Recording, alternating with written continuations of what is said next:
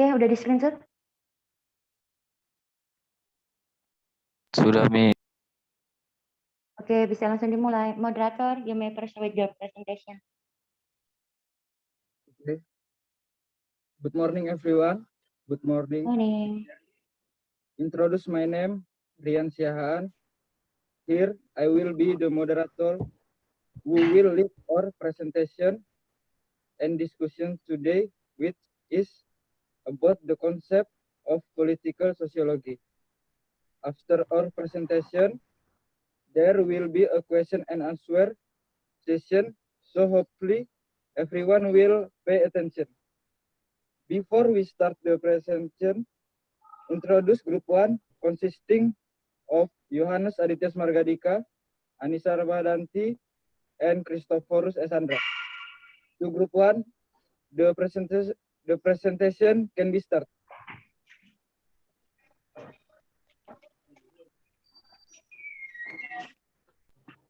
Silakan kelompok 1.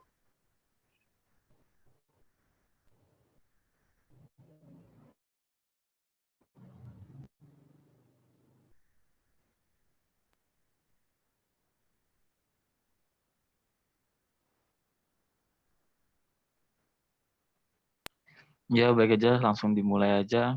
Saya yang pertama dari kelompok 1. Kelompok 1, konsep sosiologi politik, disusun oleh Anissa Ramadanti, Christophorus Esandra, dan saya Yohanes Aditya.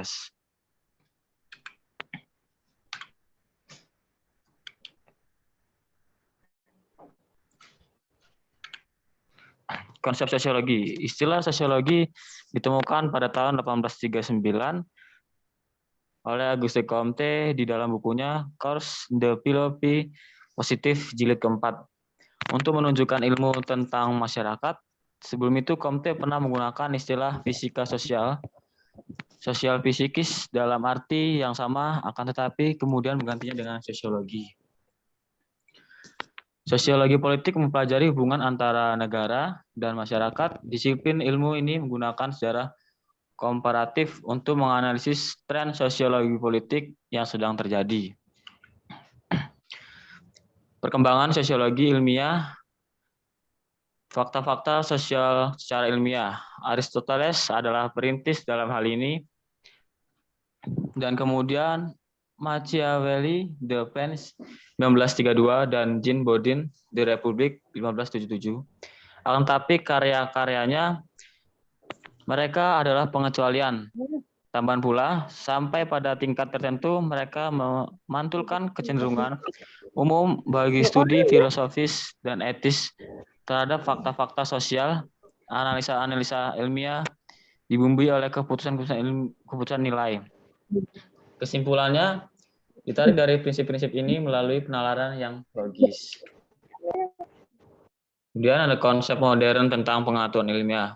Selama 50 tahun yang terakhir, konsep ilmu telah mengalami perubahan, yaitu perubahan radikal dengan gema-gema yang tertangkap di bidang sosiologi. Yang kemudian adalah masalah determinisme, yaitu perdebatan hangat pertama-tama terjadi di kalangan ahli-ahli filsafat tahun 1930-an tentang masalah batas-batas determinisme justru dasar dari penelitian ilmiah.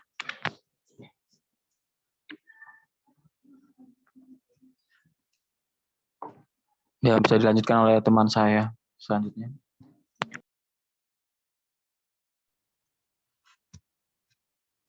Selanjutnya yaitu maaf Miss, saya nggak bisa open kamera karena kalau open kamera sinyalnya merah Miss, jelek Miss. Oh, apa-apa. masa. Iya Miss, Ya beneran. Determinisme absolut kepada determinisme statistika.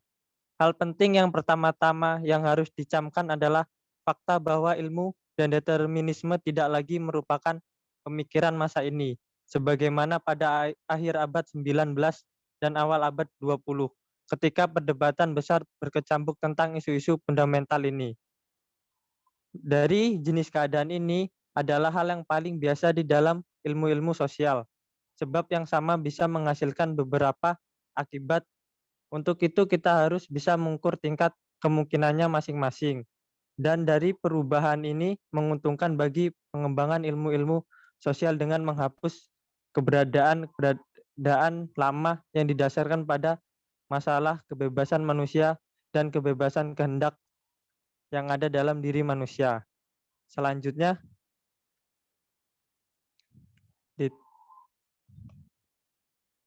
hakikat operasional ilmu-ilmu. Kini perhatian kita yang utama tidak lagi tentang pengetahuan apakah penelitian ilmiah mendeskripsikan reality atau benda-benda dalam kurung reality of thing. Nah, memang kita tidak tahu persis apa maksudnya ucapan ini. Demikian pula istilah fenomena. Penggantinya yang berasal dari kritik pengetahuan aliran Kant. Hampir-hampir tidak menjadi lebih jelas. Tujuan yang benar dari ilmuwan modern bukanlah untuk mendeskripsikan realitas atau fenomena, akan tetapi memusatkan diri pada aturan dan tindakan. Selanjutnya, batas-batas penggunaan metode-metode ilmiah.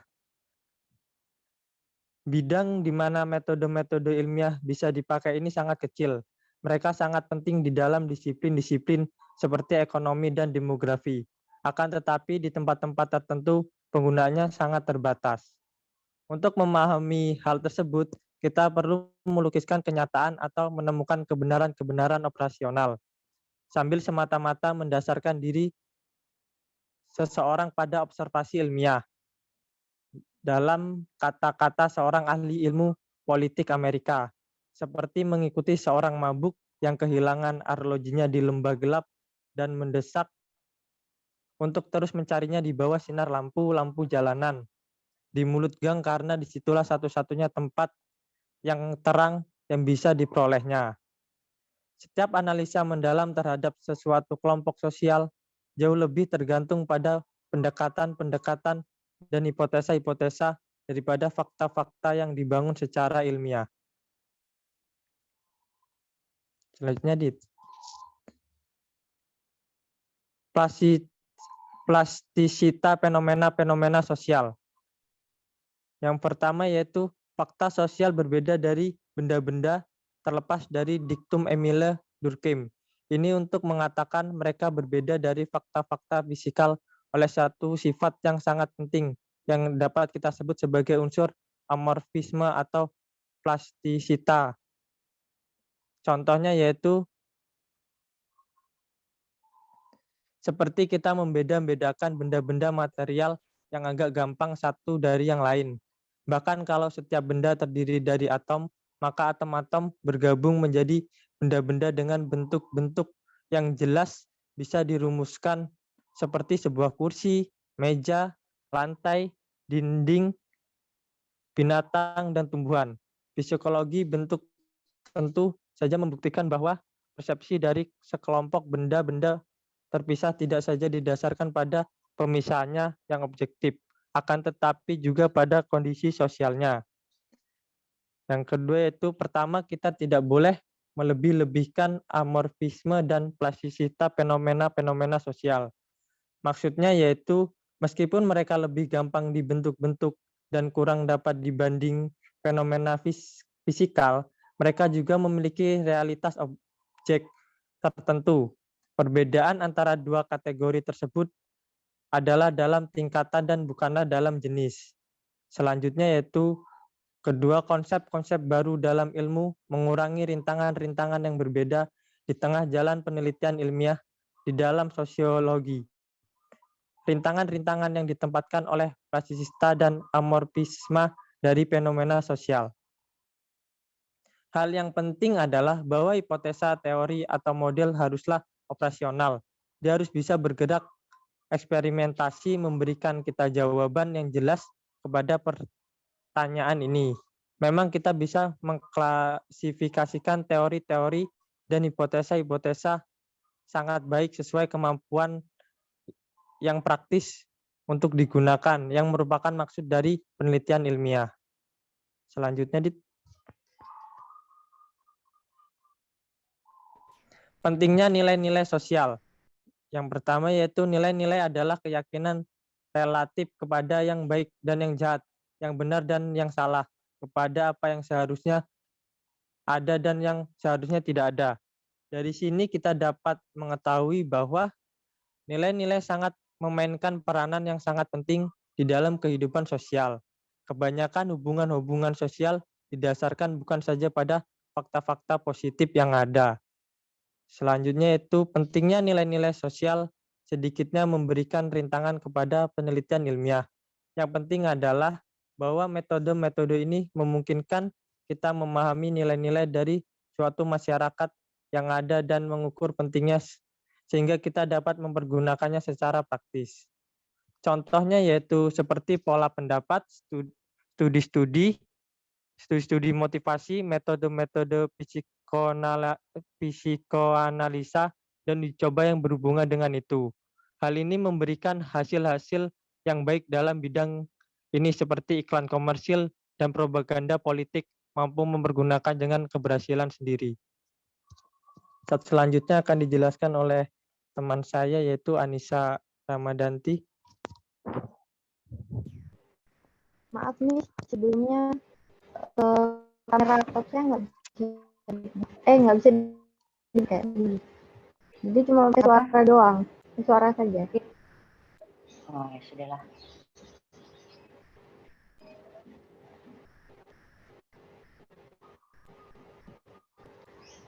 Yang selanjutnya faktor distorsi pribadi soal sosiologi. Lain untuk proyeksi pribadinya terhadap dunia luar, hasil-hasil dan lingkungannya. Sekarang setiap masalah atas hak tertentu menyangkut orang yang dan sadar atau tidak sadar terikat kepada suatu sistem sampai kepada titik tertentu bisa saja menganggap keputusan dari orang lain sebagai fakta, tapi sikap semacam ini justru untuk dipahami hubungannya dengan keputusan.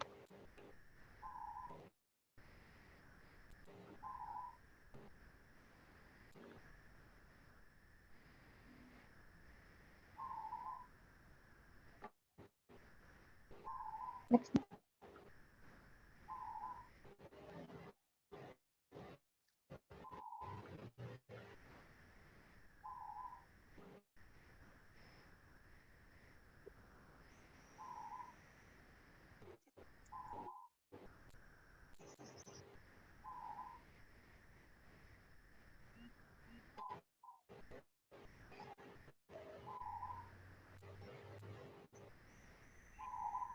Halo, Anissa.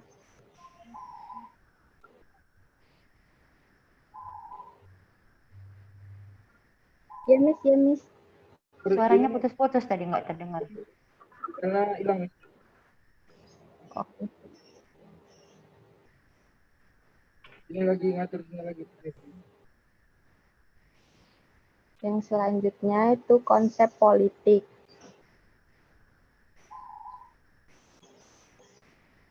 Ungkapan-ungkapan sosiopolitik dan politik yang hampir sama artinya memperoleh kuan di Prancis untuk menunjukkan cabang sosiologi khusus satu dalam ilmu sosial, biologi politik, ilmu kekuasaan, atau sosiologi politik, yaitu menganggap politik sebagai ilmu tentang negara yang ilmu kekuasaan. Yang kedua, lebih rasional,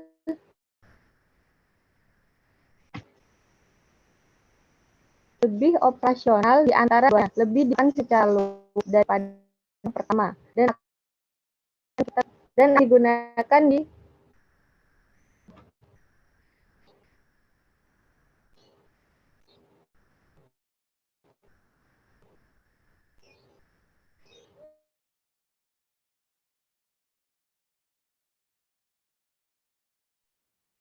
Anissa. Miss lagi gangguan lagi sinyalnya. Kelompok satu yang lain lah gantikan. Ya mungkin Adit sama Kristo bisa.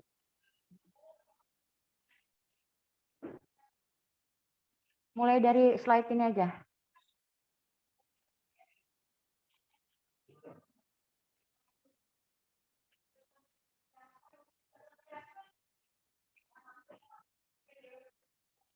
Nah, dari sini.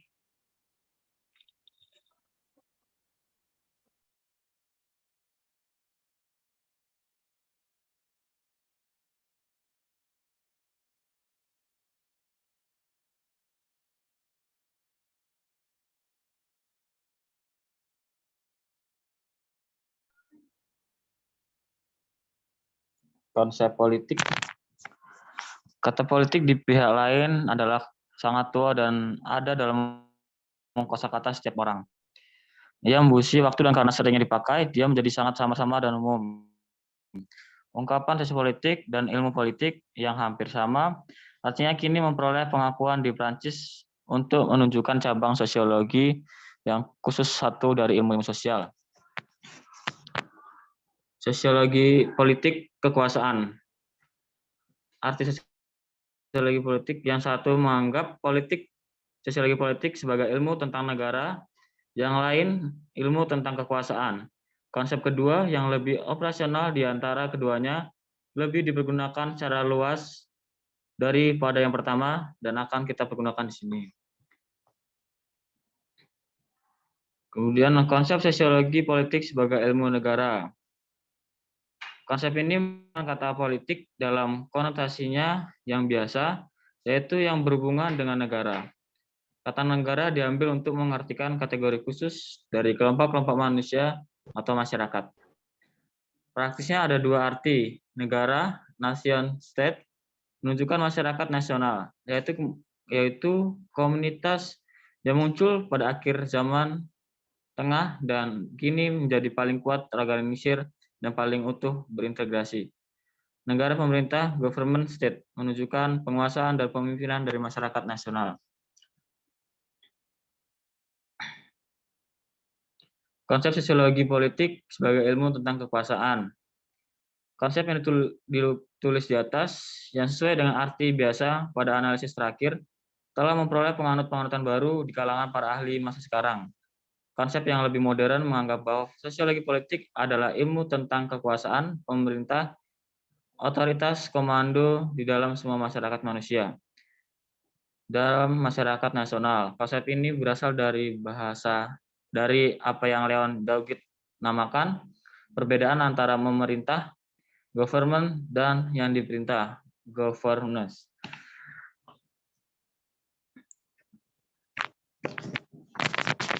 Konsep kekuasaan. Di dalam setiap kelompok kecil hanya orang yang berada di dasar tangga yang diperintah tanpa memerintah, dan hanya kepala negara adalah seorang yang memerintah tanpa diperintah.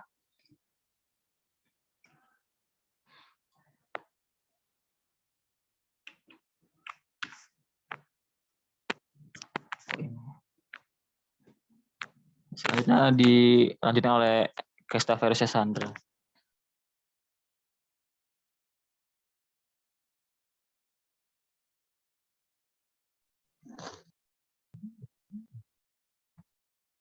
Selanjutnya yaitu kelompok elementer dan kelompok kompleks. Dan masyarakat universal dan masyarakat swasta. Praktek kelompok elementer dan kelompok kompleks yaitu praktek yang paling biasa adalah membandingkan otoritas di dalam kelompok kecil atau kelompok elementer dengan kelompok kompleks yang terdiri dari kelompok-kelompok kecil yang bergabung dan saling bertumpang tindih. Nah, contohnya yaitu dari kelompok-kelompok kecil yaitu seperti organisasi-organisasi yang ada pada buruh dan organisasi-organisasi yang ada pada masyarakat. Yang kedua yaitu masyarakat universal dan masyarakat swasta. Masyarakat swasta adalah kelompok-kelompok dengan kepentingan-kepentingan khusus dan rasa solidaritas terbatas. Serikat buruh, organisasi olahraga, sastra, kesenian, asosiasi agama, dan perusahaan-perusahaan komersil dan industri, dan masing-masing sesuai dengan kategori tertentu dan kegiatan manusia. Yang kedua itu masyarakat universal. Masyarakat universal adalah kategori umum tertentu sebagai manusia seorang menjadi anggotanya dan bukan saja sebagai seorang yang berminat kepada kegiatan tertentu saja. Nah, dari contoh ini ya, dari hal ini berarti masyarakatnya itu saling bergotong royong dan saling melengkapi satu sama lainnya. Selanjutnya, Dit.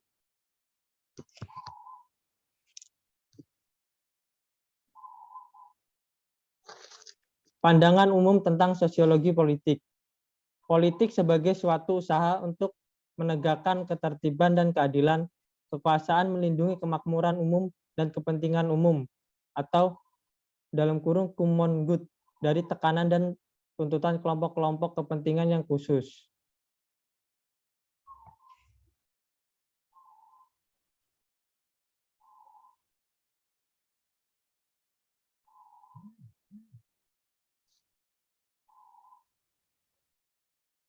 Terima kasih. Selesai, Cuk. Terima kasih, saya kembalikan ke moderator.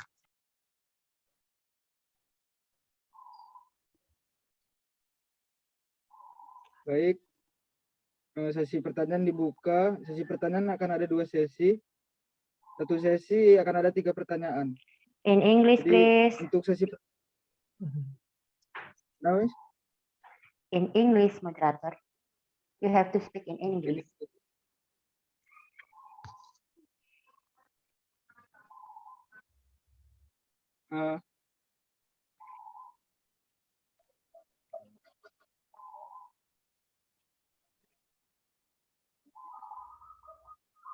Bentar ya. Okay.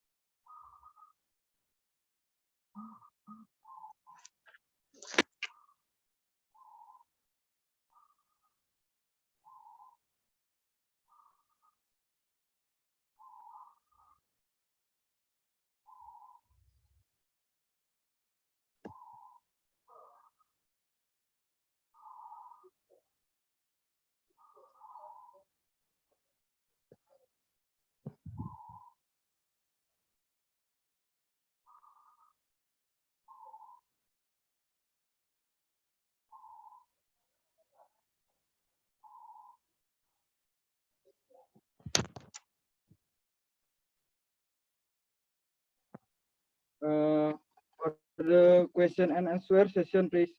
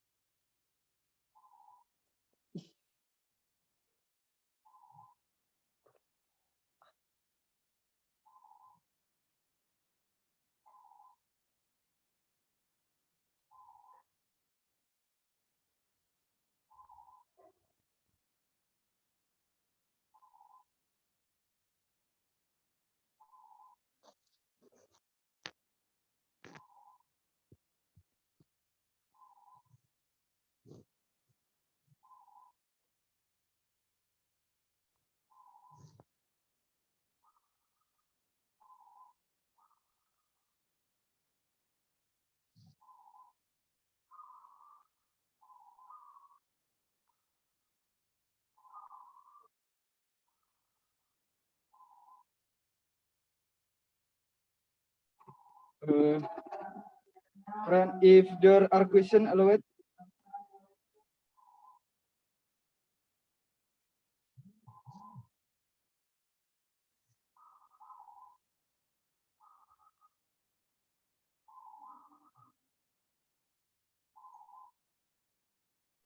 Moderator. Dewi. Oke, Indonesia dulu ya. Kamu harus ulangi kata-kata yang tadi kamu gunakan dalam bahasa Indonesia untuk membuka sesi tanya jawab. Misalnya, okay, now I will open the questioning session. Session 1, for 3 question. Itu, kamu ulangi dulu apa yang tadi udah kamu ucapkan dalam bahasa Indonesia tadi ke dalam bahasa Inggris. Mungkin untuk referensi, karena tidak ada persiapan, walaupun sudah saya beritahu, bisa pakai Google Translation, walaupun translationnya tidak lengkap, tidak begitu bagus. Untuk awal kali ini, it's okay, nggak apa-apa. Coba ulangi dulu, moderator. Ya, sebentar ya, Miss. Ya. Sambil kamu mencari for all, FYI, for your information, I will give extra point to moderator for the extra effort using English while lead the presentation. Untuk informasi buat yang lain, saya akan memberikan poin ekstra pada moderator atas usaha ekstranya juga untuk menggunakan bahasa Inggris saat memimpin presentasi. Jadi tidak ada yang sia-sia. Oke, kita tunggu moderator sebentar.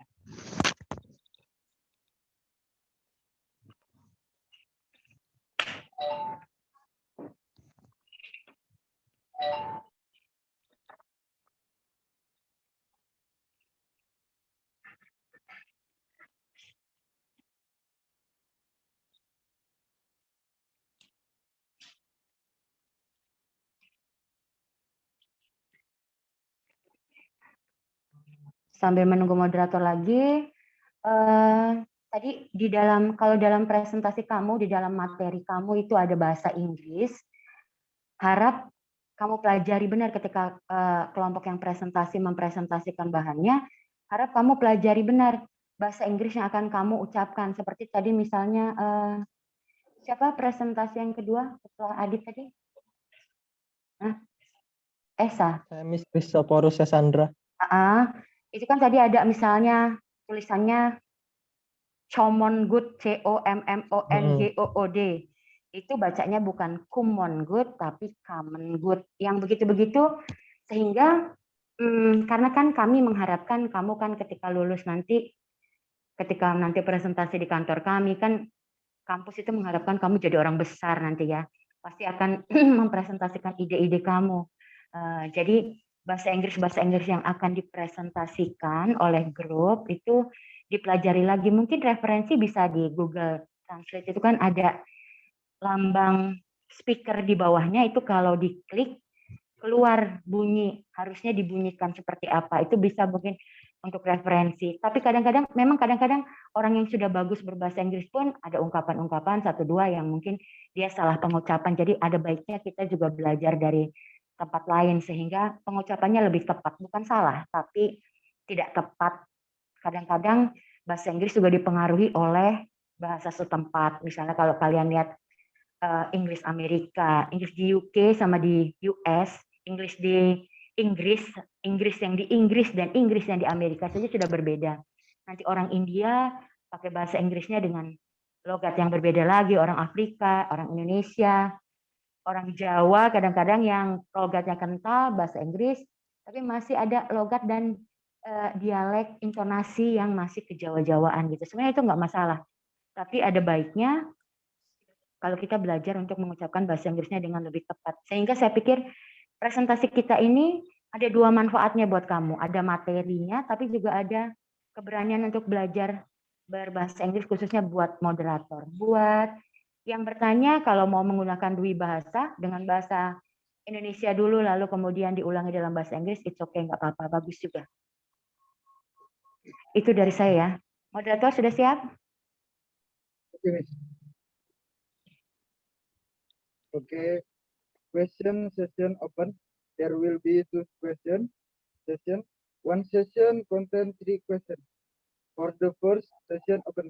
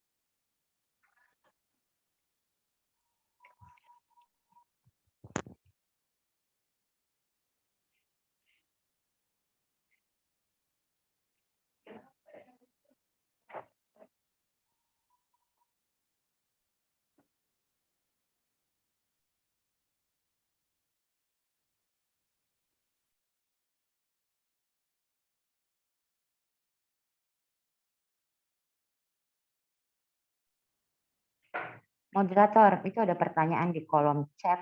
Mungkin kamu persilakan saja dan yang bertanya bisa langsung bertanya. Oke, Saudara Pedro bertanya. Untuk Saudara Pedro, open mic. Bisa Saudara Pedro langsung bertanya. Oke, terima kasih. Ini dengan bahasa Inggris apa bahasa Indonesia? In Indonesia saja nggak apa-apa. Kalau pertanyaan dalam bahasa Indonesia, tapi mau pakai bahasa Inggris juga lebih baik. Oke, jadi nama saya Pedro Christian, NPM 2018-112134. Saya izin bertanya mengenai determinisme.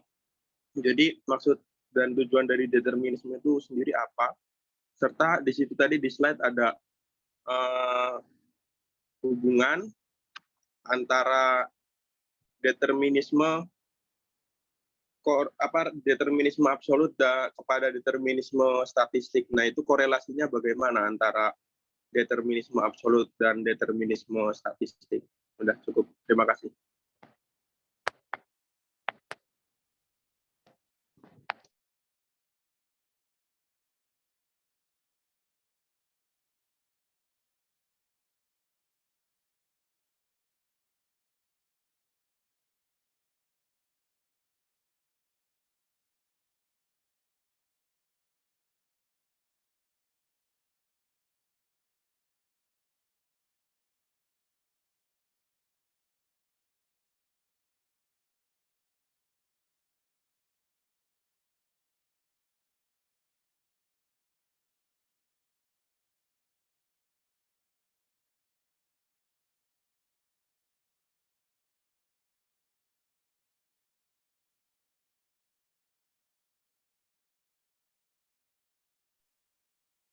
Baik, mungkin sambil menunggu pertanyaan lain, pertanyaan dari Saudara Pedro mungkin bisa dijawab dari kelompok 1.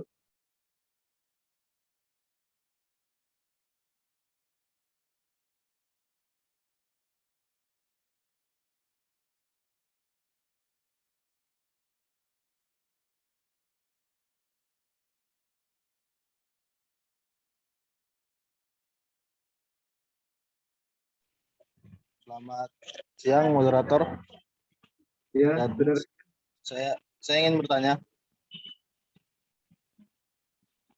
Ya, silakan. Saya ingin bertanya tentang yang di PPT di halaman 4, konsep modern tentang pengetahuan ilmiah. Di situ ada tulisan selama 50 tahun yang terakhir, konsep ilmu telah mengalami perubahan-perubahan radikal dengan gema-gema yang tertangkap di dalam bidang sosiologi. Maksud dari perubahan-perubahan radikal itu gimana ya? Oke, Ya, itu aja pertanyaan saya. Terima kasih.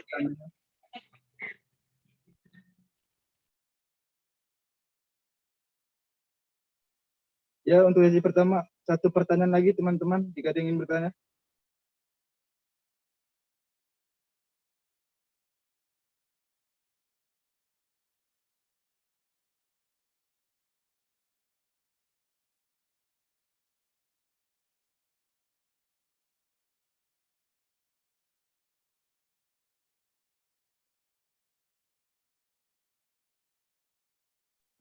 Ya, Saudara Cindy bisa langsung bertanya saja, Saudara Cindy. Saya Cecilia Cindy, NPM 2018-112-115, izin bertanya kepada kelompok 1. Untuk di slide 10, mungkin bisa dibuka untuk slide 10-nya.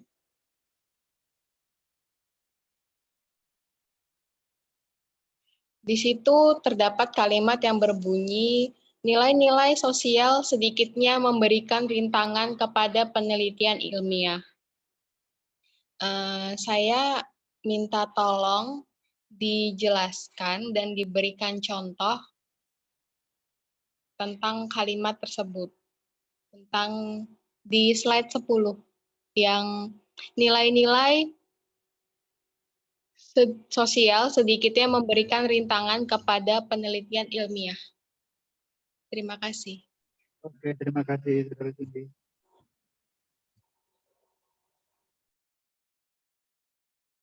Ya, untuk kelompok 1 jika ingin langsung menjawab, dipersilakan.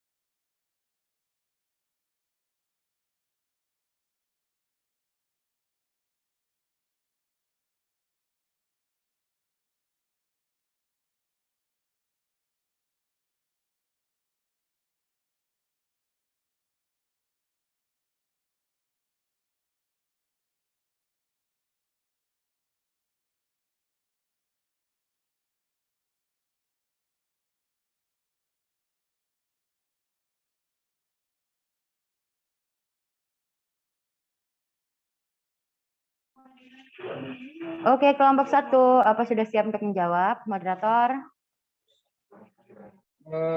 Lagi mencari jawaban, Miss, dari kelompok 1.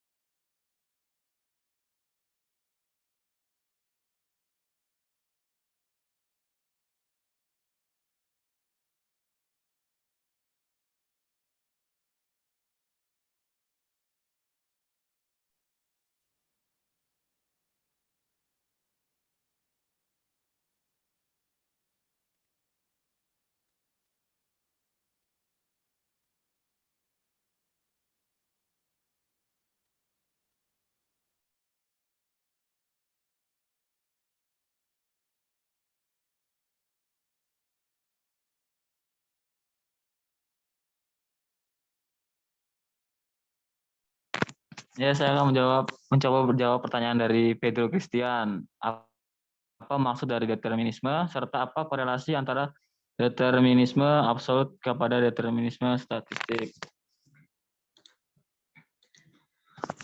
Determinisme sendiri artinya keyakinan filosofi bahwa semua peristiwa terjadi sebagai akibat dari adanya beberapa keharusan dan karenanya tak terelakkan. Secara khusus, gagasan bahwa pilihan-pilihan dari para pelaku rasional tertentu pada masa lalu dapat saja dilakukan dengan cara berbeda-beda, atau bahkan gagasan bahwa keputusan dari para pelaku tersebut pada masa mendatang dapat menghasilkan sesuatu yang lain daripada mereka kehendaki. Kemudian hubungannya dari determinisme absolut kepada determinisme statistika, bahwa ilmu dan determinisme tidak lagi merupakan pemikiran masa ini sebagaimana pada akhir abad 19 dan awal abad 20 ketika perdebatan besar berkecambuk tentang isu-isu fundamental. Jenis keadaan ini adalah paling biasa dalam ilmu sosial, sebab yang sama bisa menghasilkan beberapa akibat. Untuk mana kita bisa mengukur tingkat kemungkinan masing-masing. Jadi, perubahan ini menguntungkan pengembangan ilmu-ilmu sosial dengan menghapuskan keberatan-keberatan lama yang didasarkan pada masalah kebebasan manusia, kebebasan kehendak.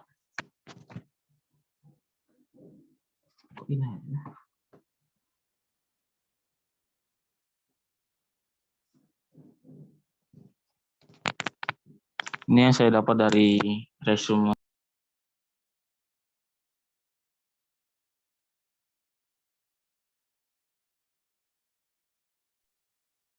Moderator. Oke, baik. Bagaimana Saudara Pedro? Apakah sudah cukup dengan jawaban dari Saudara Adit? Saudara Pedro? Cukup. Cuma saya agak masih bingung aja. Mungkin Miss Mary bisa menambahkan nanti di akhir pertemuan.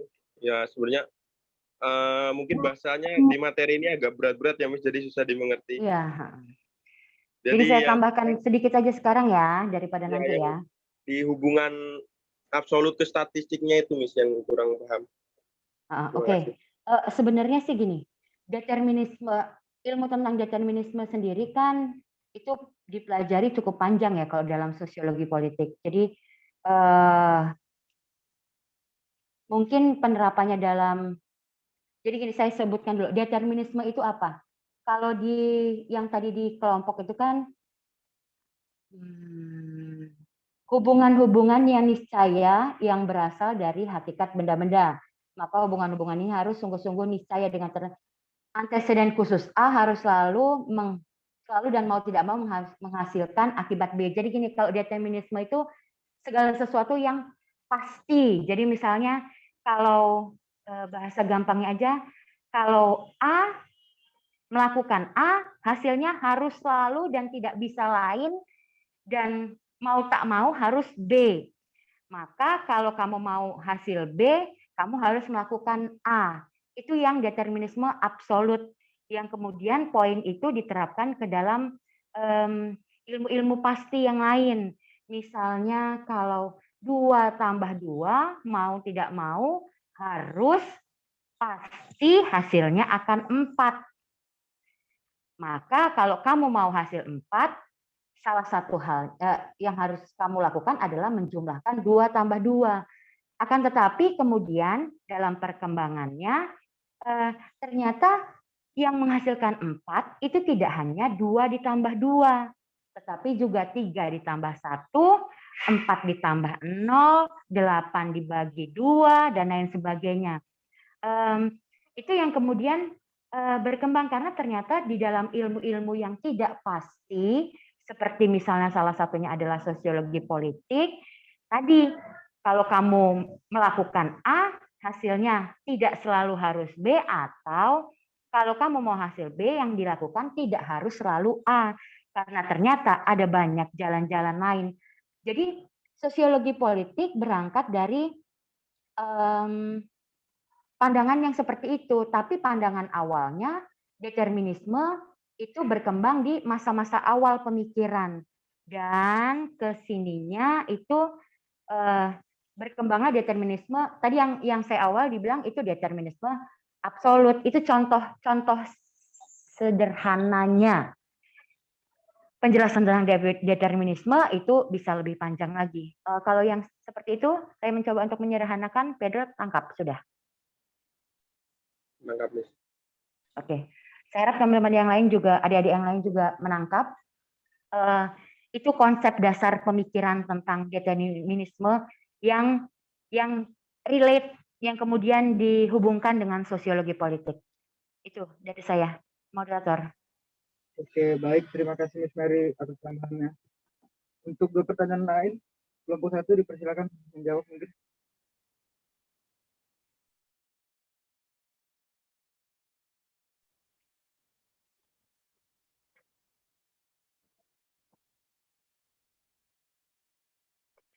Selamat siang, saya akan menjawab pertanyaan dari Ebenezer Jeremia.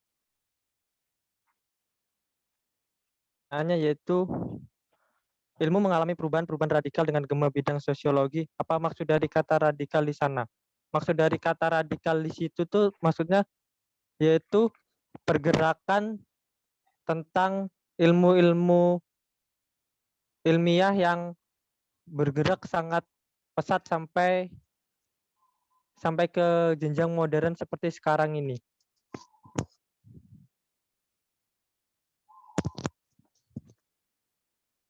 Sudah, Ben. Oke, bagaimana Saudara Eben? Apakah sudah cukup?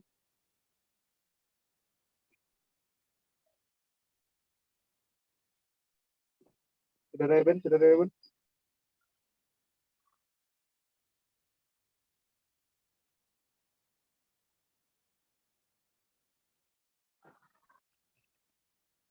Mana nih yang bertanya? Kok menghilang?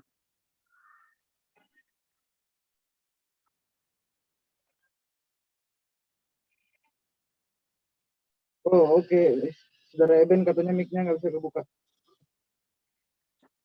Ada. Oke, untuk 1 pertanyaan lagi.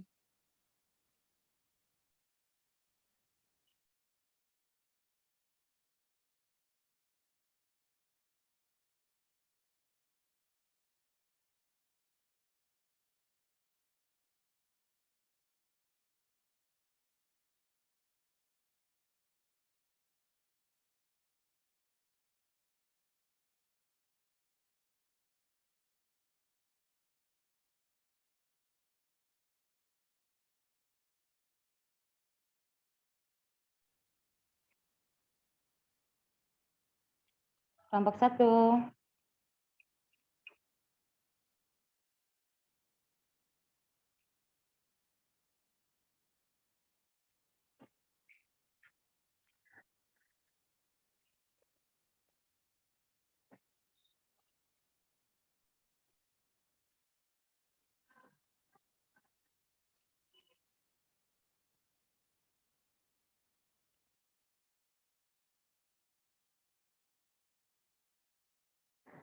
Oke, moderator, saya mau menambahkan sedikit sambil menunggu kelompok 1 ya.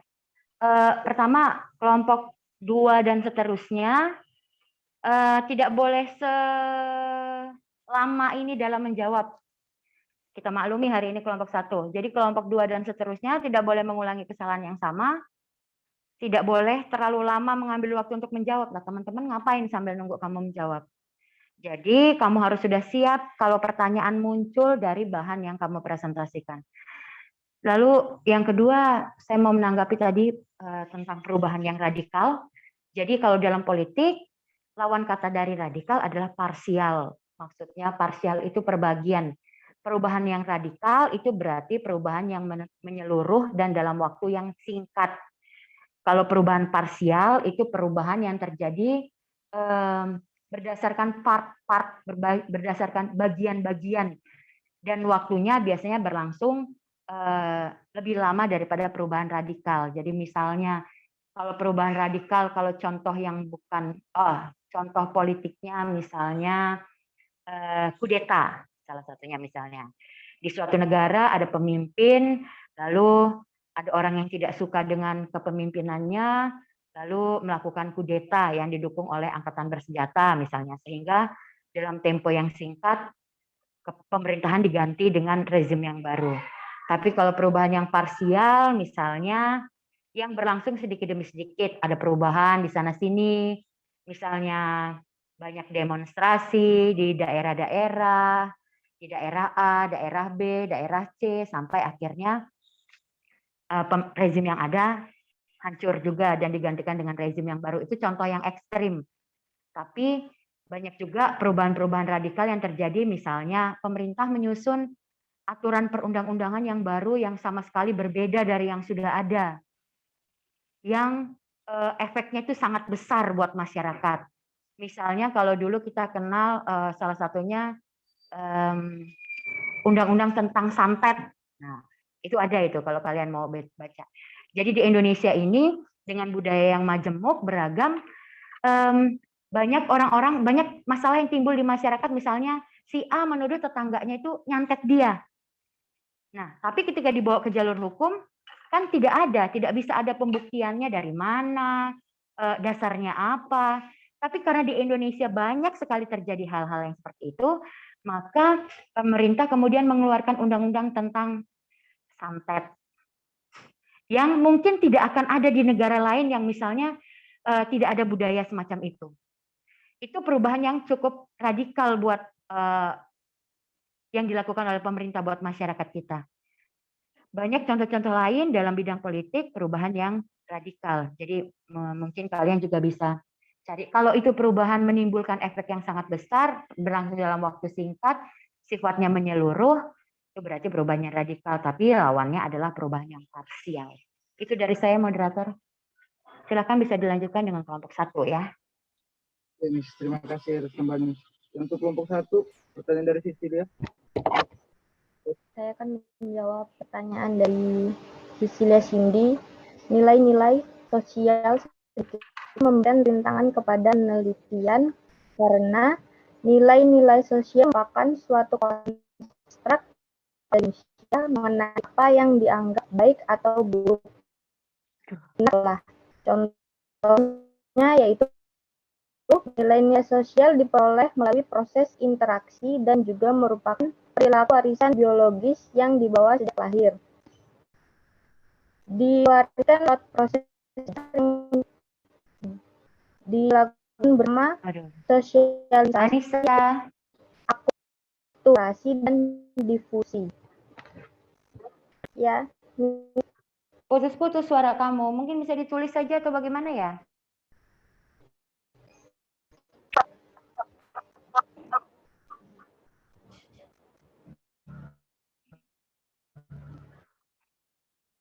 Atau anggota kelompok 1 yang lain bisa membantu? Saya nggak dengar jelas.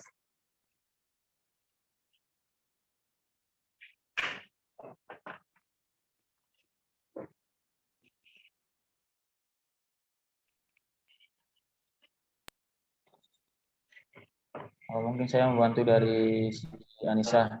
Nilai-nilai sosial sedikitnya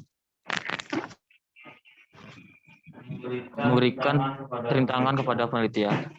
Karena nilai-nilai sosial merupakan suatu konsep abstrak pada diri manusia.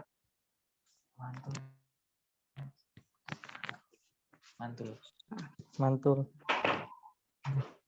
Oh ya, sebentar. Mengenai apa yang dianggap baik atau buruk, benar atau salah. Contohnya yaitu nilai-nilai sosial diperoleh melalui proses interaksi dan juga merupakan perilaku warisan biologis yang dibawa sejak lahir, ditransformasikan atau diwariskan lewat proses belajar yang dibarengi sosialisasi, akulturasi, dan difusi.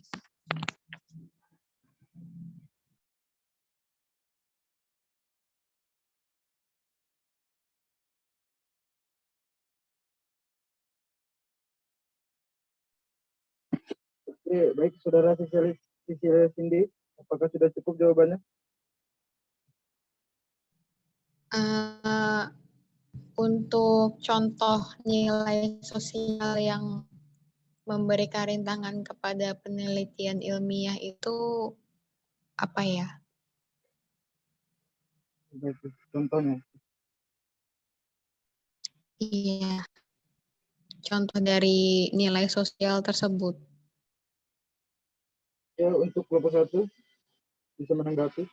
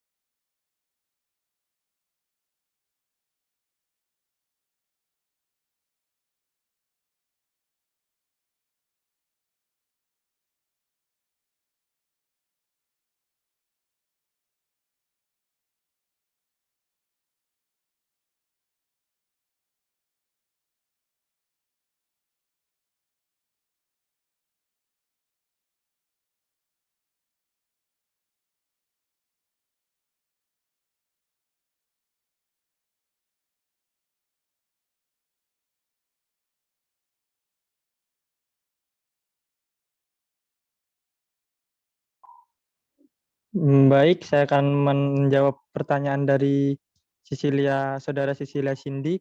Contoh dari nilai sosial yaitu nilai sosial merupakan penentu akhir bagi manusia dalam memenuhi peranan sosialnya sebagai solidaritas di kalangan anggota kelompok atau masyarakat dan di dalam kelompok politik sebagai alat pengawas atau kontrol perilaku manusia. Sudah. Oke. Bagaimana Saudara Cindy? Moderator, interupsi ya. Jadi mungkin kelompok 1 juga belum paham apa itu nilai. Jadi saya kasih contoh dulu, saya nggak mau jawab.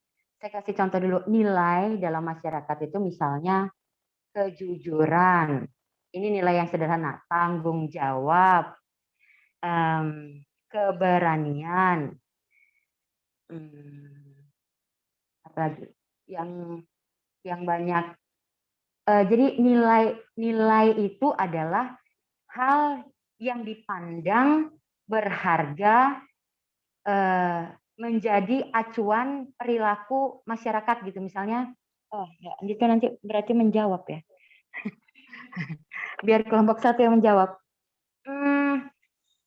Jadi kelompok 1 cari berdasarkan pertanyaan yang saya baca di kolom chat, kalian harus cari apa itu nilai sosial. nilai-nilai sosial itu apa saja, lalu kenapa itu sedikit banyak mempengaruhi, menghalangi, merintangi penelitian ilmiah. Itu buat kelompok 1. Terima kasih moderator. Baik, Miss. Yang untuk kelompok 1.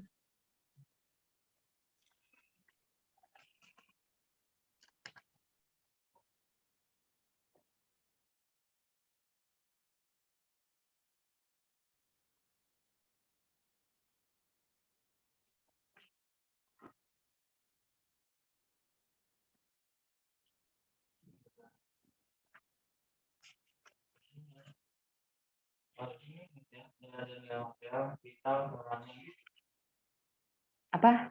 Nilai material kita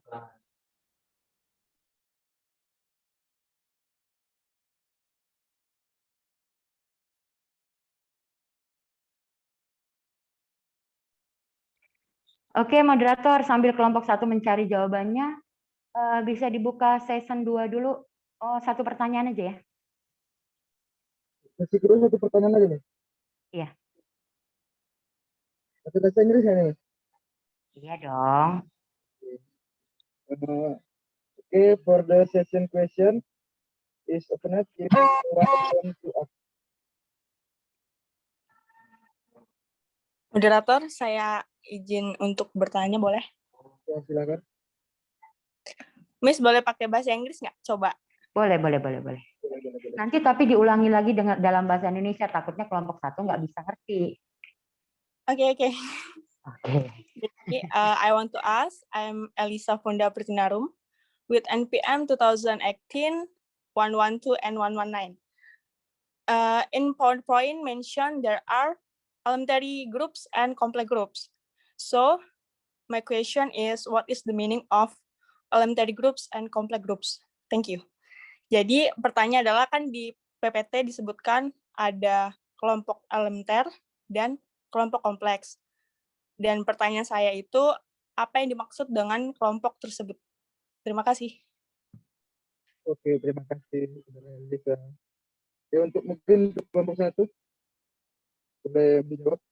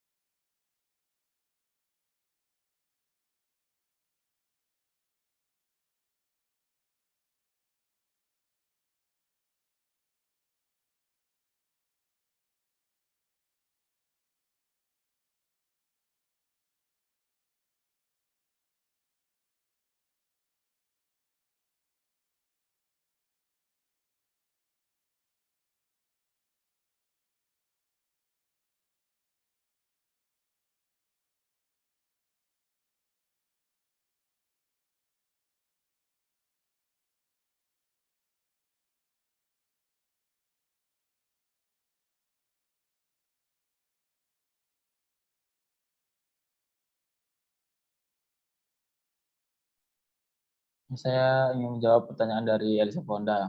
Kelompok elementer dan kelompok kompleks. Kelompok elementer yaitu kelompok pribadi atau dasar perorangan. Dan kelompok kompleks itu ya kelompok ya yang dibagi lagi menjadi beberapa regu yang dipimpin oleh satu pimpinan.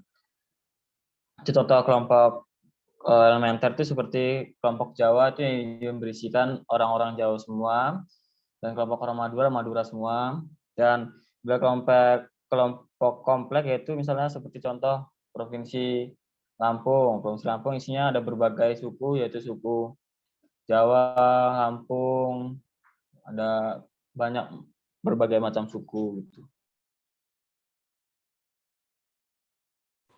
Itu hanya membahas tentang suku atau bagaimana?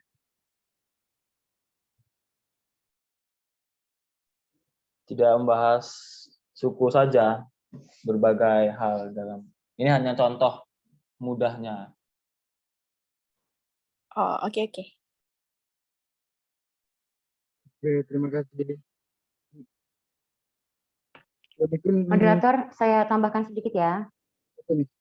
Tadi seperti yang sudah dijelaskan oleh Adit, jadi kalau elementer itu dasar, kalau kompleks itu gabungan. Jadi sudah lebih kompleks, sudah lebih beragam. Tadi kalau misalnya contohnya Jawa dan lain sebagainya, atau kalau misalnya dalam politik misalnya partai, satu partai itu pasti satu afiliasi pilihan, satu apa ya, satu pemikiran, satu pokok pikiran besar. Tapi kalau misalnya kelompok yang lebih kompleks kita sebut Indonesia, ada banyak partai. Atau kalau yang kecil-kecil di masyarakat, misalnya, contohnya gini, kalau yang elementer itu biasanya dia punya kesamaan yang dasar dan besar dan banyak. Tapi kalau yang kompleks itu kesamaannya itu bisa hanya satu. Misalnya tadi kalau contohnya Provinsi Lampung dia disebut kelompok elementer, kelompok kompleks, ya berarti kesamaannya itu hanya orang-orang itu sama-sama tinggal di Lampung.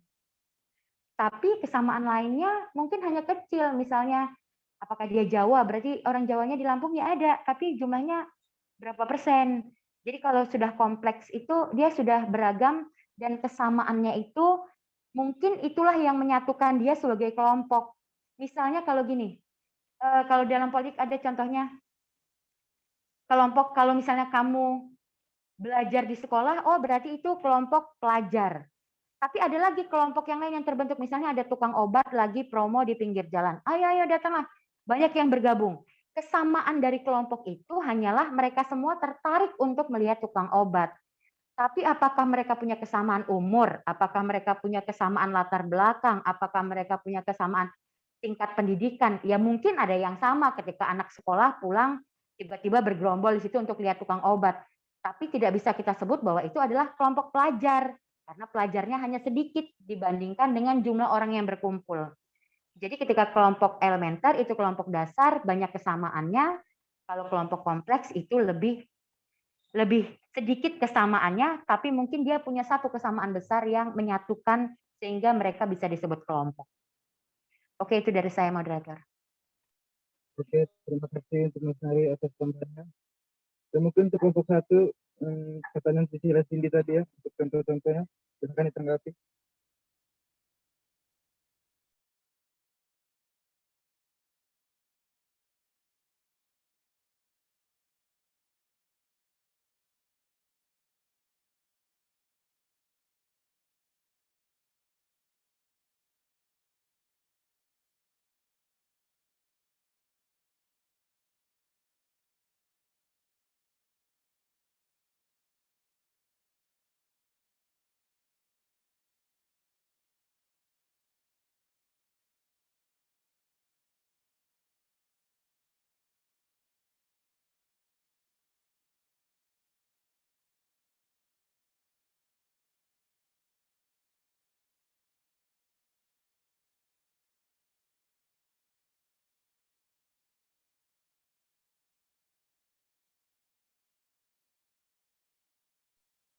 Moderator, interupsi.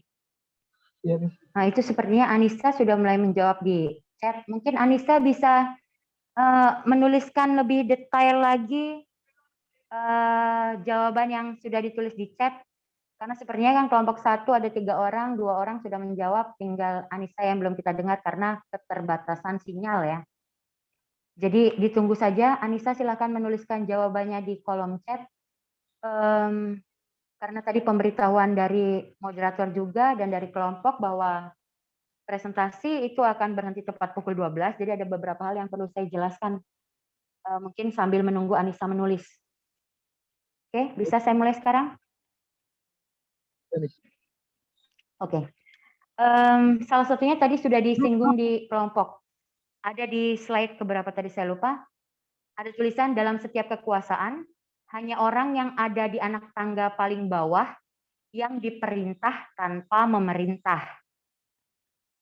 Dan ada, tadi disebutkan di situ presiden, tapi mau saya ganti ya. Dan ada orang yang ada di puncak anak tangga yang hanya memerintah tanpa diperintah. Jadi hidup itu atau kekuasaan politik itu diibaratkan anak tangga. Jadi Ada yang anak tangga itu kan ada anak tangga yang paling bawah dan ada yang paling atas. Nah, ketika kamu berada di paling bawah, yang bisa kamu lakukan itu hanya menuruti perintah karena kamu ada di posisi yang hanya diperintah dan tidak bisa memerintah karena tidak ada orang lain lagi yang ada di bawah kamu. Sedangkan yang ada di anak tangga paling atas itu ada di posisi hanya memerintah dan tidak diperintah karena tidak ada lagi yang lebih atas daripada dia. Walaupun sebenarnya kalau dalam politik itu ada yang namanya kekuasaan yang tidak tak terbatas. Jadi bukan gini, kalau dikatakan tidak tak terbatas, mungkin dalam bahasa sederhana lainnya itu bisa disebut kekuasaannya itu terbatas.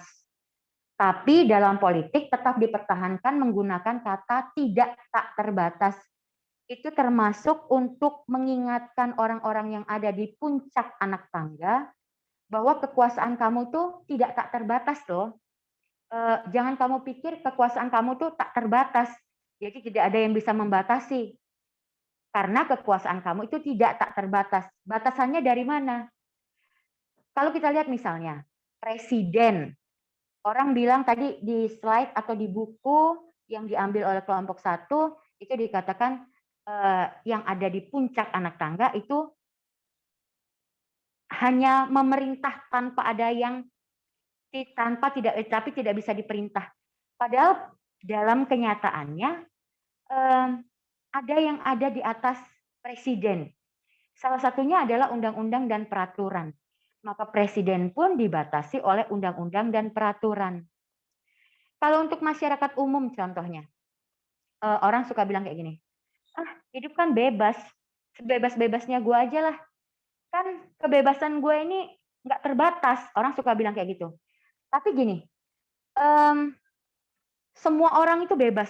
Maka kebebasan saya itu membatasi kebebasan kamu. Misalnya orang berpikir gini, ya bebas lah, gue mau tidur di tengah jalan juga terserah dong, hidup itu kan bebas. Mau nggak pakai baju juga nggak apa-apa. Mau apa lagi? Contohnya tadi, saya mau tidur di tengah jalan nggak apa-apa dong, kan bebas. Tapi kan orang lain juga bebas. Kamu mau? Kamu lagi tidur di tengah jalan, lalu orang lain dengan bebas menjalankan mobil, terus nginjek badan kamu. Ya kalau mau silahkan. Jadi kebebasan saya dibatasi oleh kebebasan orang lain. Kebebasan presiden menggunakan kekuasaannya karena dia ada di puncak anak tangga, dibatasi oleh kebebasan pemerintah yang lain, DPR, MPR, DPD, menjalankan peraturan perundang-undangan. Jadi di dalam politik, tadi yang saya garis bawahi adalah kekuasaan itu tidak ada yang sifatnya tak terbatas. Jadi semuanya itu tidak tak terbatas. Lalu yang berikutnya, ketika saya mau bicara tentang kelompok 1 itu seperti yang sudah dijelaskan tadi, berbicara tentang konsep awal. Apa itu sosiologi, apa itu politik, apa itu sosiologi politik. Jadi yang saya mau garis bawahi, sosiologi itu ilmu tentang masyarakat. Ketika kita berbicara tentang sosiologi, kita pasti menyebut kata masyarakat. Lalu kalau kita belajar tentang politik, tadi sudah disebut, ada yang mengartikan ilmu tentang negara, ada yang mengartikan ilmu tentang kekuasaan. Kenapa? Karena kalau kamu bicara tentang politik, kamu pasti bicara tentang negara, kamu pasti bicara tentang kekuasaan. Lalu apa itu sosiologi politik? Penggabungan antara ilmu sosial dan ilmu politik. Jadi maksudnya di dalam sosiologi politik yang akan kita bahas adalah bagaimana masyarakat di suatu negara itu menggunakan kekuasaannya atau bagaimana masyarakat di suatu negara melihat kekuasaan yang ada di negaranya atau negara-negara yang lain. Jadi sepanjang mempelajari sosiologi politik nanti, kita akan bicara tentang masyarakat, kita akan bicara tentang negara, kita akan bicara tentang kekuasaan. Itu poin penting yang disampaikan oleh kelompok 1 hari ini. Kenapa kemudian menjadi melebar? Misalnya tadi ada determinisme, ada konsep-konsep nilai-nilai sosial dan yang lain-lain. Karena memang kelompok 1 untuk menyampaikan konsep sosiologi, konsep politik dan konsep sosiologi politik itu refers to itu berpegang pada atau mengambil untuk menjelaskan konsep-konsep itu, mereka di dalam bukunya itu mengambil dari konsep-konsep yang lain. Karena perlu diketahui, sosiologi politik ini sebenarnya di Fakultas Ilmu Sosial dan Ilmu Politik itu diberikan pada semester 4. Sebelumnya mahasiswa itu sudah belajar konsep ilmu politik dan sudah belajar ilmu sosial di mata kuliah yang lain. Jadi mungkin di buku ini pengantarnya agak lebih panjang dan rumit karena harusnya sudah dipelajari di mata kuliah yang lain dan di sini hanya diulas sekilas. Saya rasa itu hal penting yang mungkin yang tadi sudah ditanyakan itu bagus untuk menambah pengetahuan. Jadi begini, untuk jadi pelajar itu atau orang-orang yang sedang belajar atau kalau kamu ingin jadi orang yang bisa masuk ke dalam masyarakat itu harus tahu sedikit tentang banyak hal dan tahu banyak tentang sedikit hal. Maksudnya apa? Tahu sedikit tentang banyak hal. Misalnya kamu kan sekarang cita-citanya menjadi sarjana ekonomi. Tapi kamu harus tahu politik. Salah satunya yang kita pelajari hari ini. Kamu harus tahu ilmu kesehatan. Kamu harus tahu ilmu-ilmu yang lain. Kenapa? Harus tahu sedikit dari banyak hal. Karena ekonomi itu nggak berdiri sendiri. Orang bilang ekonomi dan politik itu dua sisi pada satu mata uang yang sama. Kalau jatuh, mata uang itu kan jatuhnya barengan. Bukan setengah masih di atas, terus setengah udah jatuh ke bawah. Jadi jatuhnya barengan. Ketika politik di suatu negara hancur, ekonomi ikut hancur. Tapi sama ketika ekonominya hancur, politiknya juga ikut hancur. Itulah sebabnya kenapa kamu harus belajar sedikit tentang banyak hal. Termasuk misalnya, tentang kesehatan, sekarang vaksin atau sekarang corona. Kenapa sih corona mempengaruhi bidang ekonomi? Kan itu corona penyakit, masalah kesehatan. Kenapa kok kemudian berefek pada ekonomi? Kok berefek pada politik? Kamu harus belajar sedikit tentang banyak hal. Harus tahu juga imbasnya ketika dunia kesehatan itu berefek, politik berefek, atau ketika dunia kesehatan ada sesuatu hal, ekonomi juga. Kamu yang nantinya akan jadi sarjana ekonomi harus paham tentang itu. Dunia pendidikan, bagaimana efeknya? Efeknya terhadap ekonomi bagaimana? Karena kan kami berharap kamu bukan hanya jadi sarjana ekonomi yang mengerti tentang ekonomi, tapi mengerti juga hubungannya dengan ilmu-ilmu yang lain sehingga kamu lebih dapat bermanfaat di masyarakat. Terus tadi yang pertama kan mengetahui sedikit tentang banyak hal, lalu mengetahui banyak tentang sedikit hal. Jadi diharapkan tuh kamu profesional. Kamu orang ekonomi, ya tahu banyak tentang ekonomi. Selain tadi tahu sedikit tentang bidang-bidang yang lain, tapi kamu tahu banyak tentang ekonomi. Sehingga kamu menjadi ahli dan profesional di bidang kamu. Jadi jangan jadi sarjana yang setengah-setengah. Ekonomi nggak tahu banyak. Terus ilmu-ilmu yang lain juga nggak tahu. Itulah sebabnya kenapa di di sekolah tinggi ilmu ekonomi, kami juga mengajar ilmu politik. Kalau hari ini belajar sosiologi politik, kamu dapat dua hal. Kamu dapat sosiologinya, kamu dapat politiknya. Kami hanya mencoba, saya sebagai pengampu mata kuliah, mencoba membuka cakrawala kamu nanti di sepanjang kuliah, bahwa ada perkembangan semacam ini di dunia politik. Sehingga itu bisa menjadi acuan ilmu kamu, kemudian ketika kamu belajar ekonomi, ketika nanti kamu sudah tamat, kamu sudah terjun ke masyarakat, dulu pernah belajar loh hubungan antara ekonomi dan politik. Ada kejadian ini berarti mungkin ini yang akan terjadi. Sebagai pengamat ekonomi, nanti kamu akan jadi orang yang juga melek politik. Itu tujuan kami untuk membekali kamu. Kenapa membekali kamu dengan sosiologi politik? Tujuan dari kampus. Dan saya sebagai pengampu mata kuliah mencoba untuk mewujudkan itu. Itu yang bisa saya sampaikan di pertemuan pertama ini. Mungkin nanti kalau kelompok 1 masih mau melanjutkan atau yang sudah saya cek dulu. Yang sudah ditulis di kolom komentar kalau belum lengkap, Anissa nanti bisa share di WA group. Itu dari saya moderator, silahkan kalau masih ada kelompok 1 yang mau menambahkan. Terima kasih. Oke, terima kasih. Kelompok 1 apakah ada yang menambahkan? Apakah sudah cukup? Cukup. Ya mungkin karena sesi presentasi dan pertanyaan sudah selesai, mungkin presentasi kami akan kami tutup ya. Bisa langsung tutup ini. Kelompok 1 sudah cukup?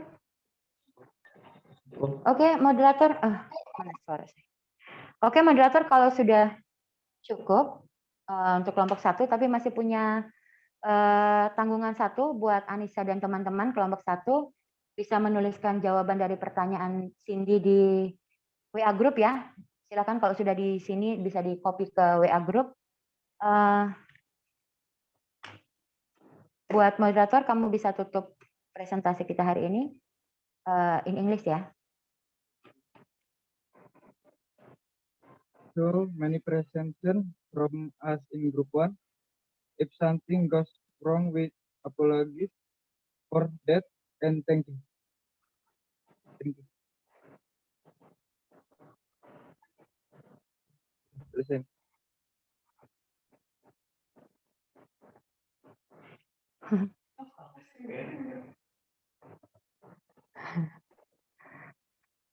Moderator, omongannya belum nggak jelas loh. Oh iya, emang ini Miss. Aku diulangin ya Miss. Ya, ulangi. In Indonesia dulu deh. In Oke. Indonesia dan repeated in English. Oke, sekian presentasi dari kami kelompok 1. Jika terjadi kesalahan kami mohon maaf dan untuk itu terima kasih. Oke. So many presentation from us in group 1. Something goes wrong, we apologize for that and thank you. Oke, koreksi dikit ya sebelum ditutup ya. Oke, Miss. Apologize. Oke, sorry. Oke. If there is something wrong, we apologize. Oke. Kita berikan applause dulu buat kelompok 1. Yes. Oke, dan untuk for the next group, untuk kelompok berikutnya, hari ini kelompok 1 sudah memberikan contoh yang cukup baik walaupun belum sempurna. Ada hal yang perlu saya tambahkan sedikit. Untuk moderator kedua, siapkan bahasa Inggrisnya untuk keseluruhan. Jadi moderator itu saya harapkan bisa belajar untuk berlatih menggunakan bahasa Inggris setiap kali berbicara dalam presentasi ini. Ada baiknya kalau kemudian mengulanginya dalam bahasa Indonesia sehingga mungkin teman-teman yang tidak mendengar dengan jelas atau tidak begitu paham bahasa Inggris bisa mulai mengerti. Lalu yang berikutnya, kelompok berikutnya harap menggunakan waktu dengan maksimal, mencari jawaban pertanyaan dan lain sebagainya dengan singkat. Jadi jangan selama yang dilakukan oleh kelompok 1 hari ini. Saya masih memberikan toleransi untuk kelompok 1 karena pertama materinya memang agak sulit karena masih menghubungkan dengan materi-materi sebelumnya yang seperti saya bilang tadi bahwa agak panjang untuk menjelaskan konsep. Tapi kelompok 2 nanti sudah mulai masuk ke isi, ke struktur politik. Saya harap sudah siap kalau ada pertanyaan, begitu moderator melemparkan ke kelompok bisa langsung dijawab. Itu dari saya cukup baik. Moderator hari ini juga cukup baik. Bahasa Inggrisnya harus sedikit lebih ditingkatkan, tapi keberaniannya saya apresiasi. Lalu kelompok 1 dalam penyampaiannya cukup baik. Komunikasi ketika terjadi masalah dengan Zoom dan lain sebagainya juga baik. Tolong untuk kelompok-kelompok yang lain dipertahankan. Kemampuan untuk berkomunikasi itu juga penting. Itu kita akhiri saja pertemuan kita untuk siang hari ini. Tetap jaga kesehatan. Absensi, Miss. Absensi tadi di bagian awal sudah di screenshot. Absensi belum, Miss? Halo. Tadi di bagian awal ketika presentasi mau dimulai, saya sudah minta kelompok 1 untuk screenshot siapa saja yang sudah hadir. Mungkin kelompok 1 bisa screenshot lagi sebentar ketika di akhir ini siapa saja yang masih bertahan. On cam, Miss. Yes. Iya dong. Iya dong. Nelson, biar kelihatan gantengnya.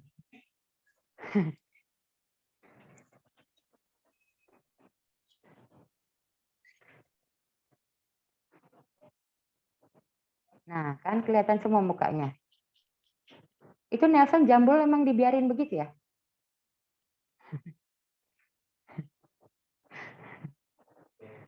Oke, udah kelompok 1? Udah, Miss. Oke, sudah. Oke, selamat siang. Terima kasih. Jaga kesehatan. Bye-bye.